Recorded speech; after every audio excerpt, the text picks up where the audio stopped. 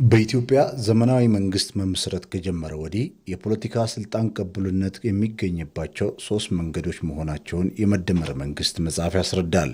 መለኮታዊ ኃይል፣ ወታደራዊ ኃይል እንዲሁም ከፊል ህዝባዊ ኃይሎችን በመጠቀም የፖለቲካ ቅቡልነት ሲገኝ ቆይቷል። ለዚህም ይመስላል የኢትዮጵያ ዘመናዊ ታሪክ ተብሎ በሚታወቀው ከ1847 እስከ 1983 ባለው ከመቶ የበለጡ ዓመታት ውስጥ አብሮን የቆየ ስልጣን በክንድ ብርታት ይገኛል፣ ነጋሽ ደምሳሽ ነው የሚል ባህል በእነዚህ ዘመናት ውስጥ የሚጠቀሰው። ኢትዮጵያን ታሪክ በአብዛኛው ስናየው አብዛኛው ረጅሙ ታሪካችን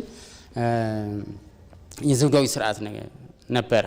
ከአክሱም ጀምረን እስከ 1967 ድረስ የንጉሳዊ ቤተሰቦች ሲያስተዳድሯት የቆየች ሀገር ናት። በዚሁ በንጉሳዊ ቤተሰብ ውስጥም እንኳን አንዱን ጥሎ ወደ ስልጣን ለመምጣት ብዙ አይነት ሽኩቻዎች፣ ብዙ አይነት ጦርነቶች፣ ብዙ አይነት መፈንቅለ መንግስቶችና የመልሶ መፈንቅለ መንግስቶች ክስተቶች ከዚህም አልፎ በጣም እጅግ በጣም ውስብስብ ያለ የፖለቲካ ሴራ የነበረበት ከላይ ተንጠልጥሎ የነበረ ወደ ታች ወርዶ ስር ያልሰደደ ጉልበትና ኃይልን ብቻ እንዳማራጭ አድርገው እንደ ፖሊሲ ሲጠቀሙበት ነበር። ይህ ልማድ እስከዛሬ በፖለቲካችን ውስጥ ይንጸባረቃል። ለዚህም ነው በየጊዜው ሀገራችን በሚደረግ የሀገር መንግስት ግንባታ ውስጥ የፖለቲካ ስክነትና መግባባት የማይኖረው። ስክነትና መግባባት የጎደለው ፖለቲካ በራሱ ሌላ ችግር የሚያስከትል ነው። ማህበረሰቡም አንድነቱን ከሚያጠናክሩለት ሀሳቦች ይልቅ የሚያለያዩ ጉዳዮች ላይ እንዲያተኩር በመገደዱ ሀገሪቱ በማያቋርጥ አዙሪት ውስጥ እንድትከርም ግድ ሆኗል። በህዝቦች መካከል መጠራጠርን በመፍጠር በስነ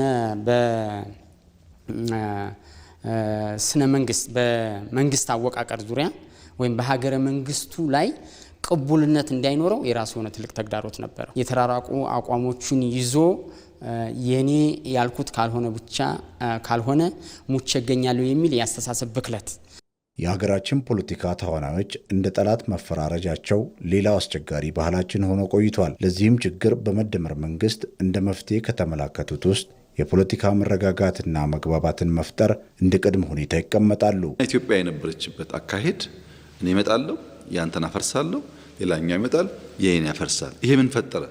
ኢንስቲትዩሽናል ዲኬው የተቋማት ቅቡልነት ገደለ። ሰው ፍርድ ቤትን፣ መከላከያ ሚኒስትርን፣ ፖሊስን ለማመን ይቸገራል። ምክንያቱም ይሄ ፖሊስ ግን አልተለማመደውም።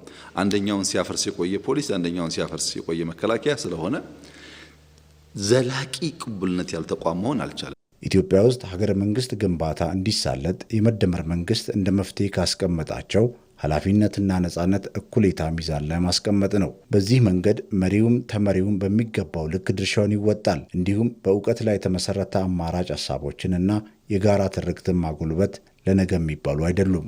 የፖለቲካ ስክነት ከራስ የተሻገረ የፖለቲካ ዓላማ መያዝ፣ ከግል ጥቅም ከግል ክብር ባሻገር ለወል ፍላጎት የሚቆም ፖለቲካል እሳቤ መያዝ ያለውን ፋይዳ፣ ለዚያ ደግሞ የፖለቲካ ስክነት ወሳኝነት ያስቀምጣል። ፖለቲካ ከራስ ተሻግሮ የጋራን ዓላማ ለማስፈጸም የሚደረግ እንቅስቃሴ ሲሆን የሰከነና ምክንያታዊ ይሆናል። ሁለንተናዊ ብልጽግና ለመገንባት በሚያስችል ሁኔታ እየሰራን ያለነው እስካሁንም ያገኘነው ውጤት በጣም ትልቅ ነው። በትክክል ኢትዮጵያ መበልጸግ የምትችል ሀገር መሆኗ ከዚህ በፊትም የተለያዩ ምልክቶች ነበሩ። እንዲሁም ታሪካችን ራሱን ካየነው የትልቅነት ጉዞ እያደረገች የቆየች ሀገር ነች። በአሁኑ ጊዜ ደግሞ ልማቷ ከፍ አድርጋ በብልጽግና ደረጃ እንዲገለጽ በማድረግ ሁለንተናዊ ብልጽግና ያረጋገጠች ሀገር እንድትሆን ለማስቻል ሰፋፊ ስራዎች እየተሰሩ ነው። ኢትዮጵያውያን ሊገነቧት የሚያስቧት ለልጆቻቸው የሚያቆዩት ሀገር ከሁሉም ችግር የጸዳች እንኳን ባትሆን አሁን ካሉበት አብዛኛው ችግር የተላቀቀች እንድትሆን ሁሉም ዜጋ በስክነት ኃላፊነቱን መወጣት ይኖርበታል።